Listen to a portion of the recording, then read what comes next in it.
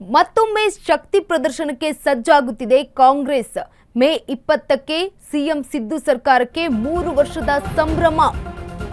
ಮತ್ತೊಮ್ಮೆ ಶಕ್ತಿ ಪ್ರದರ್ಶನಕ್ಕೆ ಸಜ್ಜಾಗ್ತಾ ಇದೆ ಕಾಂಗ್ರೆಸ್ ಪಕ್ಷ. ಮೇ 20ಕ್ಕೆ ಸಿಎಂ ಸಿದ್ದು ಸರ್ಕಾರಕ್ಕೆ 3 ವರ್ಷದ ಸಂಭ್ರಮ ಇದೆ. 3 ವರ್ಷದ ತುಂಬಿದ ನೆಪದಲ್ಲಿ ಸಿದ್ದರಾಮಯ್ಯ ಬಲ ಪ್ರದರ್ಶನ ಮಾಡುತ್ತಿದ್ದಾರೆ. ತುಮಕೂರಿನಲ್ಲಿ ನಡೆಯಲಿದೆ ಬೃಹತ್ ಕಾಂಗ್ರೆಸ್ ಸಮಾವೇಶ. 2 ಲಕ್ಷ ಜನರನ್ನ ಸೇರಿಸಿ ಮತ್ತೊಮ್ಮೆ ಟಗರು ಶಕ್ತಿ ಪ್ರದರ್ಶನ.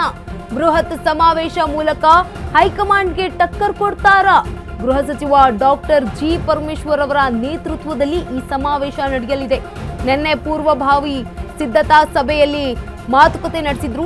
ಸಕಲ ಸಿದ್ಧತೆ ಮಾಡಿಕೊಳ್ಳುವಂತೆ ಜಿಲ್ಲಾಡಳಿತಕ್ಕೆ ಸೂಚನೆಯನ್ನ ನೀಡಿದ್ದಾರೆ. 2 ಲಕ್ಷಕ್ಕೂ ಅಧಿಕ ಗ್ಯಾರಂಟಿ ಫಲಾನುಭವಿಗಳು ಭಾಗಿಯಾಗುವ ಸಾಧ್ಯತೆ ಇದೆ. ಈ ಸಮಾವೇಶಕ್ಕೆ ಬರುವಂತಹ ಜನರಿಗೆ 4,000 ಬಸ್ಗಳನ್ನ ನಿಯೋಜನೆ ಮಾಡಲಾಗಿದೆ. ಎಲ್ಲಾ ಇಲಾಖೆಗಳ ಪ್ರಗತಿ ದರ್ಶನ ಕುರಿತು ಪ್ರದರ್ಶನ. ಸರ್ಕಾರದ 3 ವರ್ಷದ ಸಾಧನೆಯನ್ನ ವಿವರಿಸಲು ವಸ್ತು ಪ್ರದರ್ಶನ ಮಾಡಲಾಗ್ತಾ ಇದೆ. ಒಂದೇ ಕಲ್ಲಿನಲ್ಲಿ 2 ಹಕ್ಕಿಯನ್ನ ಹೊಡೆಯಲು ರೆಡಿಯಾದ್ರ ಸಿಎಂ ಸಿದ್ದರಾಮಯ್ಯ.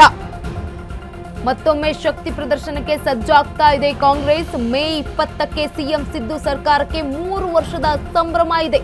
3 ವರ್ಷದ ತುಂಬಿದ ನೆಪದಲ್ಲಿ ಸಿದ್ದರಾಮಯ್ಯ ಬಲ ಪ್ರದರ್ಶನ. ತುಮಕೂರಿನಲ್ಲಿ ನಡೆಯಲಿದೆ ಕಾಂಗ್ರೆಸ್ನ ಸಮಾವೇಶ, ಬೃಹತ್ ಸಮಾವೇಶ. 2 ಲಕ್ಷ ಜನರನ್ನ ಸೇರಿಸಿ ಮತ್ತೆ ಶಕ್ತಿ ಪ್ರದರ್ಶನ ಮಾಡಲಿದ್ದಾರೆ ಸಿಎಂ ಸಿದ್ದರಾಮಯ್ಯ. ಈ ಮೂಲಕ ಹೈಕಮಾಂಡ್ಗೆ ಏನಾದ್ರೂ ಟಕ್ಕರ್ ಕೊಡ್ತಾರಾ?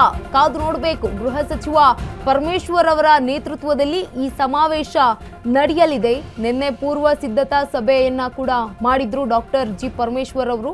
ಸಕಲ ಸಿದ್ಧತೆಗಳನ್ನ ಮಾಡಿಕೊಳ್ಳಿ ಅಂತ ಜಿಲ್ಲಾಡಳಿತಕ್ಕೆ ಸೂಚನೆಯನ್ನ ನೀಡಿದ್ದಾರೆ.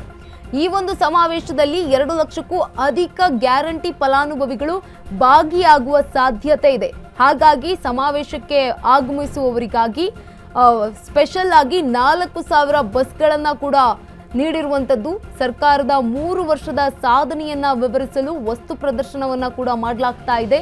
ಒಂದೇ ಕಲ್ಲಿಗೆ 2 ಹಕ್ಕಿಯನ್ನ ಹೊಡೆಯೋ ಪ್ಲಾನ್ ಮಾಡಿದ್ದಾರೆ ಸಿಎಂ ಸಿದ್ದರಾಮಯ್ಯ ಅವರು. ಮತ್ತೊಮ್ಮೆ ಶಕ್ತಿ ಪ್ರದರ್ಶನಕ್ಕೆ ಸಜ್ಜಾಗಿದ್ದಾರೆ. ಮೇ 30ಕ್ಕೆ ಸಿಎಂ ಸಿದ್ದು ಸರ್ಕಾರ 3 ವರ್ಷದ ಸಂಭ್ರಮ ಇದೆ. 3 ವರ್ಷ ಸಂಭ್ರಮ ಯಾವ ರೀತಿಯಾಗಿರುತ್ತೆ?